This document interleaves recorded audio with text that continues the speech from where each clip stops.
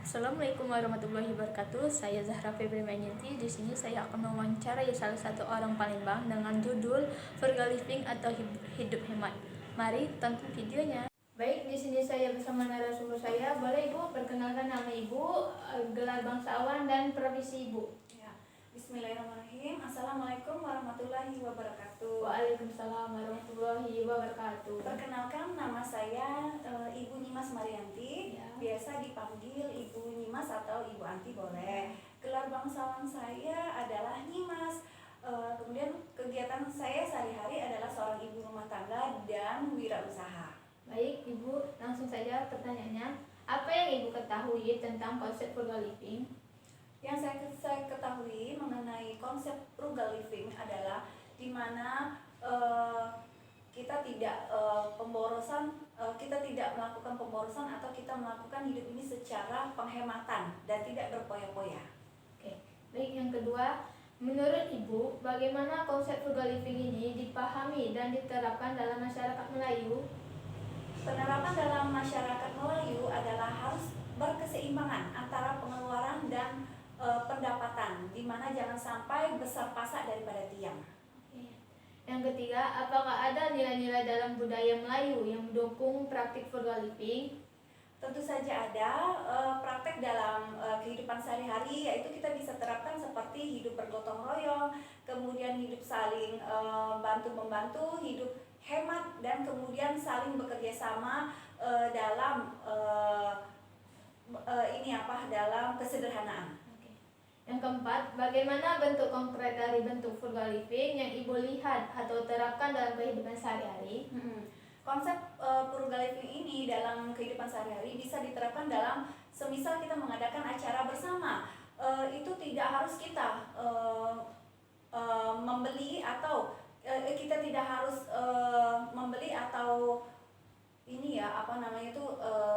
misalnya kita mau mengadakan acara, tentunya kita bisa masak bersama secara gotong royong, jadi bisa lebih menghemat daripada biaya yang akan dikeluarkan.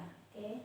Yang kelima, bagaimana cara masyarakat dalam mengelola pengeluaran, terutama dalam hal kebutuhan pokok dan gaya hidup? Tentunya kita harus hidup hemat dengan cara banyak menabung, kemudian kita menghindari hutang, kemudian kita harus menanamkan investasi agar untuk bertujuan masa depan kita. Oke. Apa saja faktor yang mendorong masyarakat Melayu untuk mempraktikkan frugal living? Masyarakat Melayu yang akan didorong itu adalah yang tentunya memajukan nilai kesederhanaan. Ya. Yang ketujuh, apakah ada pengaruh agama, budaya, atau nilai-nilai keluarga dalam mempraktikkan gaya hidup hemat ini? Tentu saja ada, Mbak. Tentunya dalam hidup frugal living ini kita tidak boleh hidup boros. Di dalam agama juga dianjurkan tidak boleh berpoya-poya. Tentunya saja menggunakan barang yang memang benar-benar bisa kita pergunakan sebagaimana mestinya dan tidak harus membeli yang baru. Baik, yang ke-9, bagaimana Ibu melihat pengaruh frugal living terhadap stabilitas ekonomi rumah tangga di kalangan masyarakat Melayu?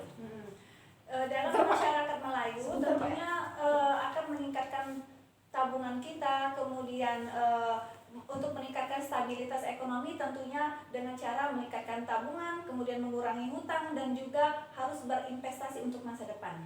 Baik, yang pertanyaan ke-10, apakah praktik frugal living membantu masyarakat dalam menghadapi kondisi ekonomi yang sulit atau fluktuasi harga barang? Iya, tentu saja praktik frugal living ini sangat berpengaruh apabila pada saat ekonomi situasi yang sangat sulit sekalipun, semisal harga barang-barangnya naik, tentu saja hidup frugal living ini bisa kita maksimalkan. Semisal kita sudah terbiasa untuk tidak membeli barang yang diri kita sudah konsumtif sebelumnya, jadi dengan kebiasaan itu kita sudah bisa untuk mengatur pola hidup sehingga tidak harus selalu membeli barang. Itu seperti contohnya. Baik, pertanyaan 11 Ibu, sejauh mana frugal living berkontribusi pada keberlanjutan ekonomi baik di tingkat keluarga maupun komunitas? Frugal living ini dalam meningkatkan keberlanjutan ekonomi tentunya memberdayakan untuk kita menabung, kemudian untuk jangka panjang dalam masa pendidikan, dan juga bisa berinvestasi pada usaha kecil. Oke, baik Ibu. Pertanyaan ke-12, apakah praktik frugal living masih relevan di kalangan generasi muda Melayu? Iya, tentu saja. Karena di situ kita bisa lihat diterapkannya cara hidup hemat. Ya. Baik, yang ke-13, bagaimana pandangan Ibu tentang pengaruh media sosial dan budaya konsumtif terhadap gaya hidup generasi muda Melayu? Iya, generasi muda tentunya harus menekan daripada gaya hidup yang boros, seperti juga gaya hidup konsumtif. Jadi dengan cara seperti itu, maka kita harus menerapkan gaya hidup hemat di frugal living ini. Yang pertanyaan ke-14, bagaimana cara terbaik untuk mentransmisikan nilai-nilai frugal living kepada generasi muda agar mereka tetap menjaga keberlanjutan ekonomi? Dalam keberlanjutan ekonomi tentunya mereka dapat mengadakan seminar atau pelatihan-pelatihan yang mengenai institusi keuangan yang tentunya menjadi wacana atau bisa menjadi masukan agar bisa hidup lebih hemat. Kemudian juga dapat memanfaatkan penyebaran dalam media sosial dalam mereka berkampanye mengenai frugal living. Pertanyaan ke-15, bagaimana Ibu melihat peran frugal living dalam mencapai keberlanjutan ekonomi jangka panjang di kalangan masyarakat Melayu? Itu dapat diterapkan dengan cara berinvestasi dan menabung yang gunanya bermanfaat sekali untuk di masa depan. Oke. Pertanyaan ke-16, apakah ada praktik-praktik lokal yang dapat ditingkatkan atau dikembangkan untuk mendukung keberlanjutan ekonomi secara lebih luas? Iya, tentunya bisa saja dikembangkan melalui usaha-usaha yaitu seperti kerajinan tangan, pengelolaan makanan yang bisa dijual, yang tentunya dapat juga kita mengurangi ketergantungan daripada konsumtif terhadap barang-barang impor. Jadi kita bisa produksi dan memakainya sendiri. Oke. Pertanyaan 17, menurut Ibu, bagaimana frugal living dapat membantu masyarakat Melayu menghadapi tantangan ekonomi global? Ya, tentunya saja untuk menguranginya itu yaitu dengan mengutamakan produksi lokal dan pengelolaan sumber daya yang bijak, tentunya dengan lebih mandiri dan tidak ketergantungan pada produk-produk impor. Baik. Yang ke-18, apa saran Ibu bagi masyarakat Melayu yang ingin mulai atau memperkuat praktik frugal living? Ya, tentunya dengan jalan yaitu mengurangi pengeluaran yang tidak berguna. Jadi kita harus memprioritaskan kebutuhan daripada keinginan, tentunya agar bisa lebih hidup yang lebih efektif secara hemat dan tidak boros. Oke. Pertanyaan yang ke-9, apakah ada peran pemerintah atau organisasi lokal yang dapat membantu mempromosikan dan mendukung gaya hidup hemat ini? Iya, tentu saja pemerintah harus memberikan